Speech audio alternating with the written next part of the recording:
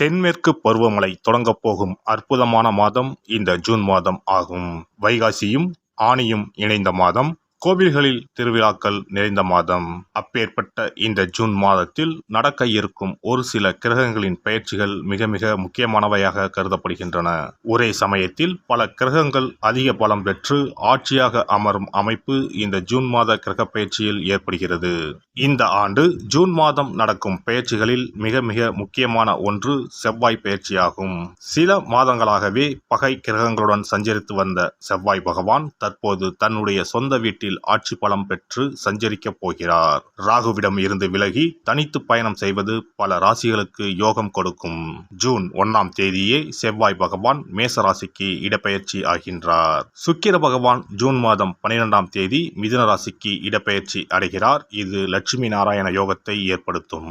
சூரிய பகவான் ஜூன் 15ஆம் தேதி மிதுன ராசிக்கு பெயர்ச்சியாகிறார். இது ஆனி மாத பிறப்பை குறிக்கும். மிதுன ராசியில் பெயர்ச்சியடையும் புதன் பகவானால் 3 ராஜயோகங்கள் உண்டாகும். சனி பகவான் மாத இறுதியில், அதாவது ஜூன் மாதம் 30ஆம் தேதி வக்கர பெயர்ச்சி அடைகிறார். சனியின் பார்வையில் செவ்வாய், சனி மற்றும் செவ்வாய் ஆட்சி பலம் போன்றவைகளால் சில நெருக்கடிகளை உண்டாக்கும். குரு பகவானின் சுப பார்வை கன்னி ராசியில் இருக்கும் கேது பகவானின் மீது படுவதால் ஒவ்வொரு ராசிக்கும் குறிப்பிடத்தக்க மாற்றங்கள் ஏற்படும். இந்த கிரக பெயர்ச்சிகளின் காரணமாக மிதுன ராசியில் புதாதித்ய யோகம், சுக்கிராதித்ய யோகம், கஜலட்சுமி ராஜயோகமும் உருவாகிறது. இதன் காரணமாக சில ராசிக்காரர்களுக்கு அதிர்ஷ்டமும் பணவரவும் பதவி உயர்வும் தன வரவும் கிடைக்க வாய்ப்புள்ளது. இனி உங்கள் ராசிக்கான பலன் என்ன என்பதனை பற்றியும், அசுப பலன் ஏற்படுமாயின் ராசிக்காரர்கள் வழிபட வேண்டிய தெய்வம், மேற்கொள்ள வேண்டிய பரிகாரம் என்ன என்பதனை பற்றியும் காண்போம். ரிஷபராசி அன்பர்களே, உங்கள் ராசிநாதன் சுக்கிரன் உங்கள் ராசியிலேயே இருக்கிறார். இது உங்களுக்கு மிகவும் பக்கபலமாக இருக்கும். இந்த ஜூன் மாதம் உங்களுக்கு அற்புதமான மாதமாக இருக்கும். நினைத்த காரியங்கள் அனைத்தும் நிறைவேறும். ராசிநாதன் பலமாக இருப்பதனால் உங்கள் ஆசைகள் நிறைவேறும். உடல் நலம் நன்றாக இருக்கும். மனத்தெளிவு உண்டாகும். வீடுமனை வாங்கும் யோகம் உண்டு. ஆடை ஆபரணங்கள் வாங்கும் யோகமும் உண்டு. செய்யும் முயற்சிகள் அனைத்தும் சாதகமாக முடியும். வேலை தேடுவோருக்கு நல்ல வேலை கிடைக்கும். 5ஆம் இடத்தில் கேது பகவான் இருப்பதனால் இதுவரை தடைகள் அதிகமாக இருந்திருக்கும். புத்திர பாக்கியம் இல்லாமல் இருந்திருக்கும். குலதெய்வ கோவிலுக்கு செல்ல முடியாத நிலை இருந்திருக்கும். காதலிப்போருக்கு இடையே கருத்து வேறுபாடு போன்றவை உண்டாகியிருக்கும். தற்போது ராசிக்கு 5ஆம் இடத்தை குரு பகவான் பார்ப்பதனால் அற்புதம் நிகழப்போகிறது. பிரிந்திருந்த காதல் ஜோடிகள் ஒன்று சேர்வார்கள். இப்போது முயற்சி செய்தால் உங்கள் காதல் எந்த பிரச்சனையும் இன்றி திருமணத்தில் முடியும். குலதெய்வ கோவிலுக்கு செல்ல முடியாத நிலை மாறும். உங்கள் வேண்டுதல்கள், சுப நிகழ்ச்சிகளை உங்கள் குலதெய்வ கோவிலில் நிறைவேற்றலாம். எந்த தடையும் இருக்காது. குழந்தை இல்லாமல் தவிப்போருக்கு புத்திர பாக்கியம் கிடைக்கக்கூடிய அற்புதமான காலகட்டம் இதுவாகும். திருமணம் ஆகாத ரிஷபராசியினருக்கு இந்த மாதம் திருமண வாய்ப்பு கைகூடி வரும்.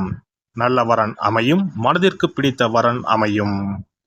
பூர்வீக சொத்துக்களில் இருந்த பிரச்சனைகள் தீரும். தந்தை மற்றும் அவர் வழி உறவுகளால் ஆதாயம் உண்டு. வெளியூர், வெளிநாடு பயணம் மேற்கொள்வீர்கள். வெளிநாடு செல்ல காத்திருப்போருக்கு இம்மாதம் விசா கிடைக்கும். நல்ல பணியில் அமர்வீர்கள். 11ஆம் இடமான லாபஸ்தானத்தில் ராகு உள்ளார். தொழிலில் நல்ல லாபம் உண்டாகும். பணம் உங்களை தேடி வரப்போகிறது. பணம் சம்பாதிக்க சரியான காலகட்டம் இதுவாகும். கடந்த காலங்களில் ஏற்பட்ட நஷ்டம் எல்லாம் சரியாகும். இம்மாதம் இரட்டிப்பு லாபம் உண்டாகும். தொழில் வியாபாரத்தில் நல்ல முன்னேற்றம் உண்டாகும். உங்கள் ராசிக்கு 2ஆம் அதிபதி புதன் பகவான் முயற்சி ஸ்தானத்திற்கு வருவதால் நினைத்த எதிர்பார்த்த காரியங்கள் அனைத்தும் நிறைவேறும். இம்மாதம் முழுவதும் நன்மைகள் அதிகம் நடைபெற்றாலும் ஜூன் 12ஆம் தேதிக்கு பின் இன்னும் அற்புதமாக இருக்கும். குடும்பத்தில் மகிழ்ச்சி அதிகரிக்கும். கணவன் மனைவி இடையே கருத்து மோதல்கள் நீங்கும். ஒருவரை ஒருவர் அனுசரித்து விட்டு கொடுத்து செல்வீர்கள். அடுத்தவர் சூழ்ச்சியால் ஏற்பட்ட சண்டை முடிவுக்கு வரும். பிரிந்திருந்த கணவன் மனைவி ஒன்று சேர்வார்கள். பெண்களை பொறுத்தவரை இம்மாதம் சகோதர வழியில் அலைச்சல்கள் ஏற்படும். கணவர் வழி உறவினர்களின் மத்தியில் செல்வாக்கு உயரும். வேலைக்கு செல்லும் பெண்களுக்கு முன்னேற்றம் ஏற்படும். குடும்பத்தினர் மத்தியில் செல்வாக்கு அதிகரிக்கும். இன்ப சுற்றுலாக்கள் சென்று வருவீர்கள். விலகிச் சென்றவர்கள் பற்றிய சிந்தனைகள் மேம்படும். விளையாட்டுப் போட்டிகளில் தனிப்பட்ட ஈடுபாடுகள் உண்டாகும். மாணவர்களுக்கு இம்மாதம் முயற்சிக்கு ஏற்ப பலன் கிடைக்கும். ஆசிரியர் அறிவுரையை ஏற்று நடப்பது நன்மை தரும். மறதி தொடர்பான பிரச்சனைகள் தோன்றி மறையும்.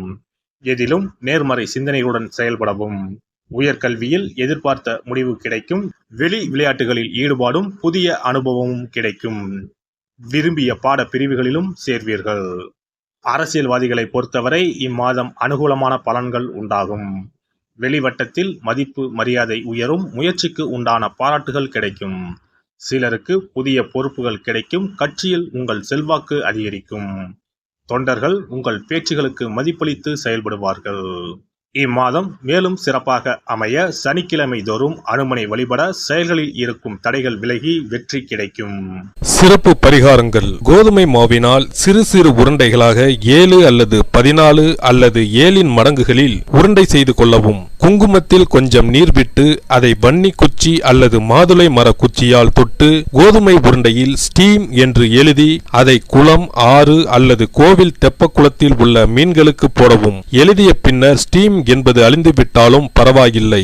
இவ்வாறு வெள்ளிக்கிழமை அல்லது ஞாயிற்றுக்கிழமைகளில் செய்து வர லட்சுமியின் அருள் உண்டாகி பணத்தட்டுப்பாடு நீங்கி செல்வம் சேர தொடங்கும். வெண்கடுகு சிறிது, 2 வத்தல் மிளகாய், 3 கல் உப்பு, பச்சை கற்பூரம் 3 இவை அனைத்தும் சேர்த்து வெள்ளை துணியில் போட்டு பின்பு அதை முடிந்து நல்லெண்ணெயில் நனைத்து வீட்டின் முன்பு இரவு 10 மணிக்கு மேல் எரிக்க ஏவல், பில்லி சூனியம் விலகும். தூங்கும் போது யாரோ அமுக்குவது போன்று இருப்பது, சிறுவர்கள் பயத்தில் சிறுநீர் கழிப்பது போன்ற தொந்தரவுகள் இருந்தால் படிகார கற்களை தூங்கும் அறையில் அல்லது தலையணைக்கு கீழே வைக்க வேண்டும். தோல்வி, அவமானம், எதிர்ப்புகள் ஆகியவற்றை சமாளிக்கும் மன வலிமையை அதிகரிக்க வாராகி அம்மனை மனதார வழிபட்டால் நிச்சயம் நல்ல பலன் கிடைக்கும். முடியவே முடியாது என்று நினைத்து கொண்டிருக்கும் காரியத்தை கூட உடனே முடித்து காட்டும் வல்லமை படைத்தவள் வாராகி அம்மன். இந்த வாராகி அம்மனுக்கு 8 சனிக்கிழமையில் சுத்தமான மண் அகல் விளக்கு ஒன்றை எடுத்து அதில் நல்லெண்ணெய் ஊற்றிக்கொள்ள வேண்டும். ஒரு கருநீல துணியை கட்டமாக வெட்டி அதில் கொஞ்சம் வெண்கடுகு சேர்த்து எல் தீபம் ஏற்றுவது போல முடிந்து கொள்ள வேண்டும். காலையில் 6 மணியிலிருந்து 7 மணி வரையிலான காலகட்டத்தில் அல்லது இரவு 8 மணியிலிருந்து 9 மணிக்குள் இந்த பரிகாரத்தை செய்துவிட வேண்டும்.